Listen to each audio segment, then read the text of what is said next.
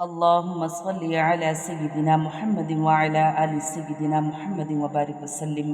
السلام علیکم۔ آج ہم سورۃ انعام کی آیت نمبر 19 سے شروع کریں گے۔ قل ای شیء اکبر شہادۃ قل اللہ شہید بینی وبینکم واوحی الی ھذا القرآن لانذرکم بہ ومن بلغ ائنکم لتشہدون ان مع اللہ آلہۃ اخری قل لا اشہد قل انما هو الہ واحد واننی بریء مما تشرکون۔ آپ کہیے کہ سب سے بڑی چیز گواہی دینے کے لیے کون ہے؟ آپ کہیے کہ میرے اور تمہارے درمیان اللہ گواہ ہے، اور میرے پاس یہ قرآن بطور وحی کے بھیجا گیا ہے تاکہ میں اس قرآن کے ذریعے سے تم کو اور جس جس کو یہ قرآن پہنچے ان سب کو ڈراؤں۔ کیا تم سچ مچ یہی گواہی دو گے کہ اللہ تعالیٰ کے ساتھ کچھ اور معبود بھی ہے؟ آپ کہہ دیجئے کہ میں تو گواہی نہیں دیتا۔ آپ فرما دیجئے کہ بس وہ تو ایک ہی معبود ہے، اور بے شک میں تمہارے شرک سے بیزار ہوں۔ حاشیہ نمبر 11 میں یعنی اس بات پر گواہ ہے کہ میں اس کی طرف سے مامور ہوں، اور جو کچھ کہہ رہا ہوں اسی کے حکم سے کہہ رہا ہوں۔ سورۃ انعام حاشیہ نمبر 12۔ کسی چیز کی شہادت دینے کے لیے محض قیاس یا گمان کافی نہیں ہے، بلکہ اس کے لیے علم ہونا ضروری ہے، جس کی بنا پر آدمی یقین کے ساتھ کہہ سکے کہ ایسا ہے۔ بس سوال کا مطلب یہ ہے کہ کیا واقعی تمہیں یہ علم ہے کہ اس جہان ہست و بود میں خدا کے سوا اور بھی کوئی کار فرما حاکم ذی اختیار ہے جو بندگی و پرستش کا مستحق ہو؟ سورۃ انعام حاشیہ نمبر 13۔ یعنی اگر تم علم کے بغیر محض جھوٹی شہادت دینا چاہتے ہو تو دو، میں تو ایسی شہادت نہیں دے سکتا۔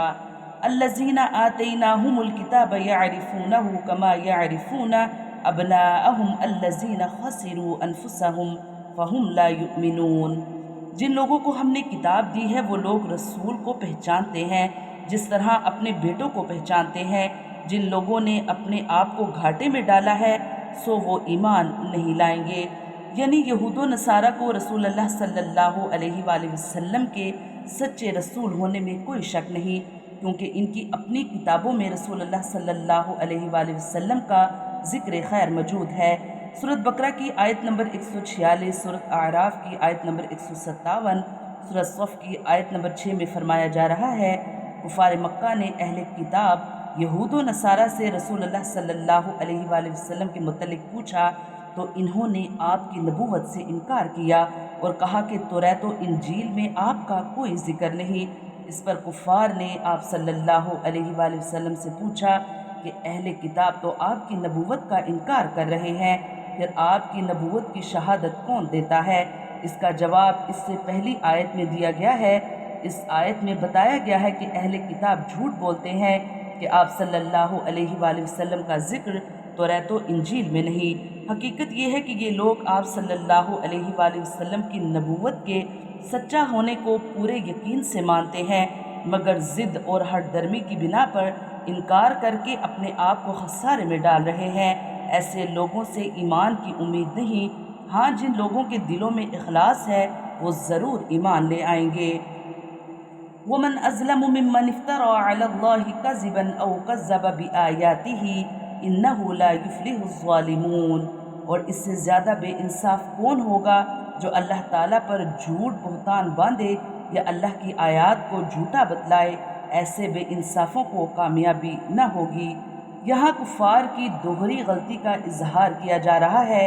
ایک تو یہ کہ وہ بے مقصد باتیں جن کے متعلق ان کے پاس کوئی دلیل نہیں، ان پر تو انہیں محکم یقین ہے، مثلا اپنے بتوں اور معبودوں کو خدا کا شریک ماننا، فرشتوں کو خدا کی بیٹیاں تسلیم کرنا، ماداروں کو قدیم یقین کرنا، زندگی کے مختلف کاموں کے لیے الگ الگ دیوی دیوتا تصور کرنا، اور جن چیزوں کے متعلق قطعی اور یقینی روشن دلائل موجود ہیں ان کا انکار اور اس انکار پر اصرار، مثلا توحید، قرآن کریم، رحمت عالم، قیامت وغیرہ۔